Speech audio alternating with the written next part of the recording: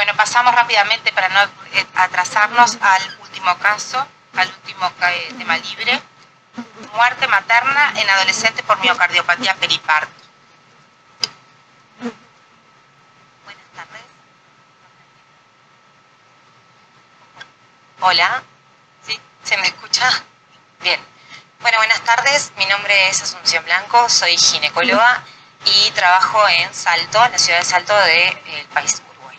Bueno, como dice acá, vamos a presentar una paciente que nos tocó vivir en nuestro servicio, una tragedia realmente, una muerte materna en una paciente adolescente que finalmente se presentó como una miocardiopatía periparto, pero les cuento cómo fue la historia. Iniciales KG, 16 años, procedente del departamento de Rivera. Les cuento rápidamente, en nuestro departamento existe CTI neonatal. Entonces recibimos de forma regional pacientes que tienen amenazas de parto pretérmino por no contar en esas zonas con CTI neonatal. Entonces se presentó esa paciente procedente de Rivera, institucionalizada. El INAU es el Instituto Nacional de Adolescencia de Niños y Adolescentes del Uruguay. Estaba con un contexto familiar complejo, realmente, violencia, bueno, todo un medio bien complicado, de mucha vulnerabilidad social, y había estado institucionalizada hasta el año anterior. Era una primigesta, con una menarca a los 12 años, con ciclos regulares, con una FUM que desconocía, que utilizaba método de barrera, RH positiva, era tabaquista, con un consumo problemático de sustancias. Consumía marihuana ocasional y pasta base y metanfetaminas. No tenía ninguna alergia y no teníamos ninguna historia patológica previa. Estaba cursando al momento del ingreso una gestación de 32 semanas, más un día por una ecografía tardía de un embarazo que se captó a las 25 semanas. Captación tardía, mal controlado en cantidad y calidad. El 1 de mayo es derivada desde Rivera, como les dije, a nuestro centro hospitalario en Salto con un planteo de una amenaza de parto prematuro, esto de una pielonefritis.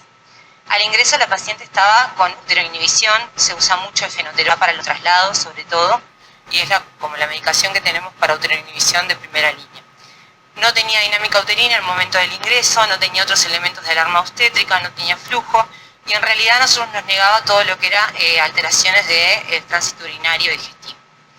Tenía un buen estado general, estaba normotensa, siempre estuvo apirética, las fosas lumbares eran libres, indoloras, y sí presentaba modificaciones cervicales, por lo que sí tenía en realidad una amenaza de parto prematuro.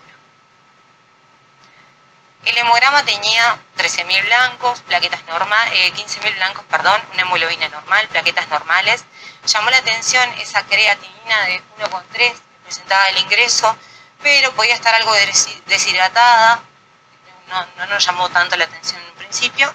Las serologías eran negativas y en el examen de orina no tenía elementos infecciosos, estaba en ese momento pendiente el urocultivo aún, pero sí tenía drogas en orina positivas para marihuana y metanfetaminas. Y tenía una ecografía obstétrica que en realidad mostraba un desarrollo fetal normal para las 32 semanas, 1.800 gramos, un percentil 50 de crecimiento y el líquido amniótico estaba normal. Con el planteo de APP, que era la amenaza de parto prematuro, en ese contexto de una pielonefritis, porque había relatado en un principio un síndrome urinario bajo, con dolor lumbar, se decide completar los corticoides, suspender cuando se completen los corticoides la uteroinhibición e iniciar el antibiótico parenteral. Obviamente con el control evolutivo y ver si se resuelve o no el cuadro. A las 24 horas del ingreso, la paciente estaba con una muy buena evolución desde el punto de vista obstétrico. Se había presentado desde el ingreso sin contracciones uterinas dolorosas, sin ningún otro elemento de alarma obstétrica, completó los corticoides, se suspende la uteroinhibición y en el correr de ese día agrega un cuadro de tos seca. En principio no llamaba nada la atención, pero en el correr del día se acentúa este cuadro de tos seca que motiva a la noche, la intensidad del mismo, la consulta con el médico de emergencias. En ese momento se planteó que capaz que el contexto infeccioso venía por el lado de algo respiratorio, se le decía hacer tratamiento de sostén respiratorio, se le indica oxígeno en máscara de flujo libre, salbutamol y se rota el plan antibiótico, no para cubrir lo urinario, sino además cubrir lo respiratorio. A las 4 horas de que inició con la intensificación del cuadro respiratorio, aumenta marcadamente el trabajo respiratorio, a pesar del tratamiento que se instaura. Esta polimnéica desatura a pesar de estar con la máscara de flujo libre, que se corrige con una máscara de flujo controlado, la desaturación llegando a 99% de vuelta, había estado en torno a los 90%, y se le hace un test rápido para COVID que en realidad dio negativo. En ese momento se plantea que tiene una insuficiencia respiratoria tipo 1 y se decide el ingreso a CTI, porque realmente estaba como con mayor requerimiento de oxígeno y pensábamos que se iba a agotar. A la hora de haber ingresado en CTI, la paciente presenta un paro cardiorrespiratorio, en actividad eléctrica sin pulso por 10 minutos. A la médica de CTI le tomó 10 minutos lograr que saliera del paro y en ese momento se planteó que la causa era hipóxica. Se realizó la reanimación y se realizó la intubación orotraqueal. Retoma un ritmo sinusal, se mantiene estable, estuvo bien lábil hemodinámicamente en ese momento, por supuesto, y en realidad se decide la interrupción de la gestación una vez estabilizada la paciente. Eso se logra en el correr de 2 horas aproximadamente. Hacemos una cesárea de urgencia sin complicaciones mayores. Tuvimos un mal Apgar al nacer, pero en realidad empezó, miren, una excelente evolución postnatal. A las 48 horas del ingreso se le hizo, fue a las 12 horas postoperatorias, se le realiza la radiografía de tórax y se ve esto. Una opacidad inhomogénea con un broncograma aéreo en 2/3 inferiores y con un índice cardiotorácico aumentado. Realmente llamaba la atención el tamaño del corazón en esta placa, pero estaba tan fea en realidad, ven que no está como muy linda la calidad tampoco, es una placa de CTI que siempre tenemos como problemas con eso, pero realmente llamaba la atención. Hasta ese momento, en realidad, todo se planteó que se tratara de un síndrome de estrés respiratorio secundario, una sepsis respiratoria o urinaria, a un contexto infeccioso claro, pero la paciente estaba sin fiebre, siempre estuvo sin fiebre. La procalcitonina le vino negativa, la PCR estaba en torno a 50. Lo que sí llamó la atención en ese momento fue que tenía una hiperpotasemia marcada con un potasio de 9 y la función renal estaba como empeorando. La valora el servicio de nefrología y plantean que la hiperpotasemia podía ser multifactorial. Habíamos como tenido mucha cosa, que teníamos esta insuficiencia renal aguda, la acidosis, y se decidió realizar hemodiálisis. De hecho, en el tratamiento de esto, que fue la hiperpotasemia, pero que también se trató la hipervolemia que estaba teniendo la paciente al fin de cuentas, mejoró mucho lo clínico. Requirió 3 ciclos de hemodiálisis para lograr normalizar el potasio.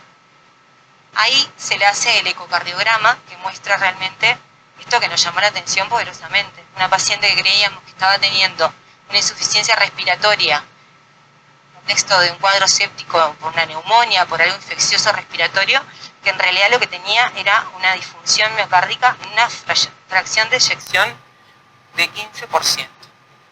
Y tenía una leve insuficiencia mitral y una insuficiencia valvular tricuspidia leve, pero en realidad porque se trataba de una miocardiopatía dilatada. Las troponinas eran entre 1600, que tampoco les llamaba mucho la atención a los médicos, porque decían que podía ser por el tema del paro, la reperfusión y demás. A las 72 horas del ingreso, la insuficiencia renal aguda mejora realmente, empiezan a ceder los valores, no presentó más disionías, mejora hemodinámicamente sin vasopresores, siempre se mantuvo sin fiebre, los glóbulos blancos subieron después del procedimiento en el porperio, pero estaban bajo antibiótico de amplio espectro.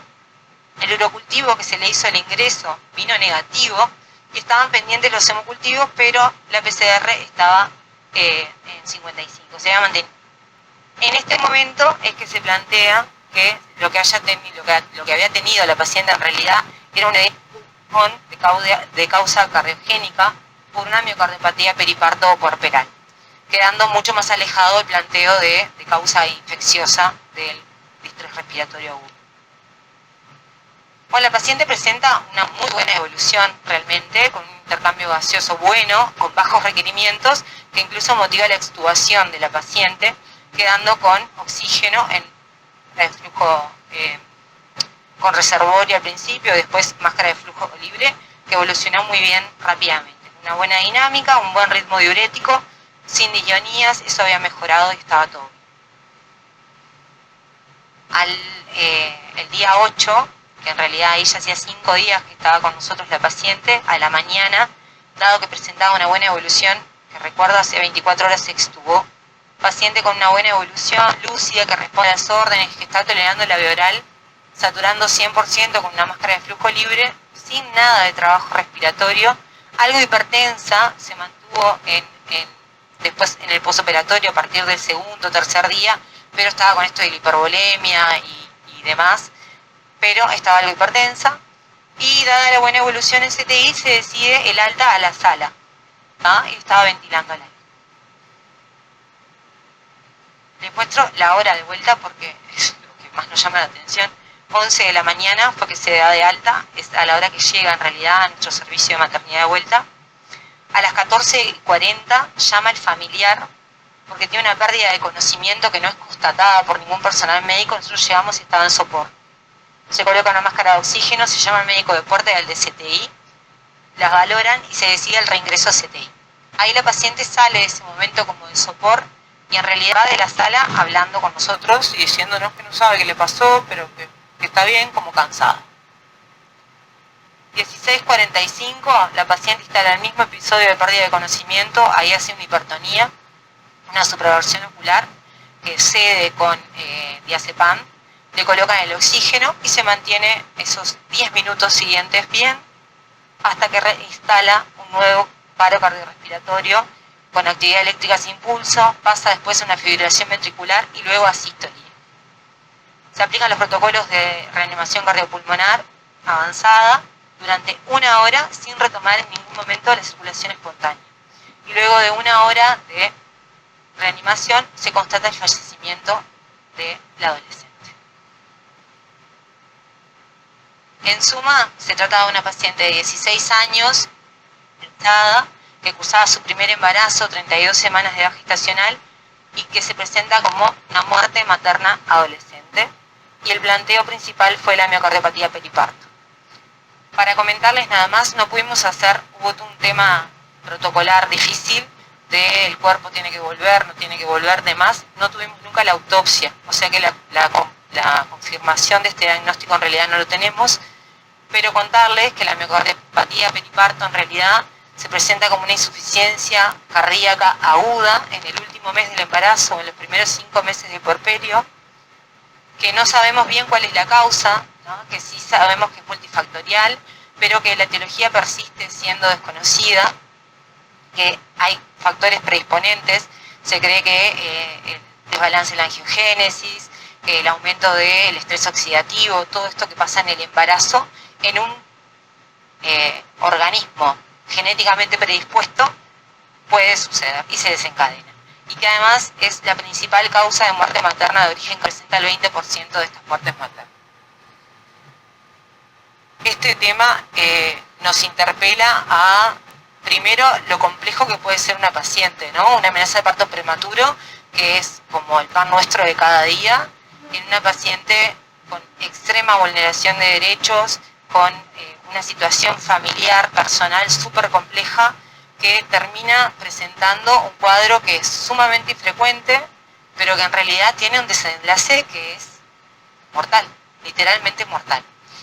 Nada, pensar más en estas patologías que a veces son poco frecuentes, estar atentos y la necesidad del manejo y el seguimiento de estas pacientes y realmente darles como la importancia que merecen en el cuadro clínico, a veces que lo subestimamos y que la evolución puede venir como todo muy bien y de repente terminar mal.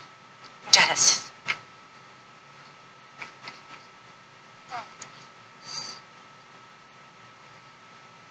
Doctora, ¿y su historia de ella, su historia personal, su historia familiar? Bueno, Si esta niña se cansaba antes, ¿cómo era su escolaridad? ¿Tenía en el examen físico alguna infección, caries, el control prenatal anterior? Bueno, el control prenatal no existe, ¿no?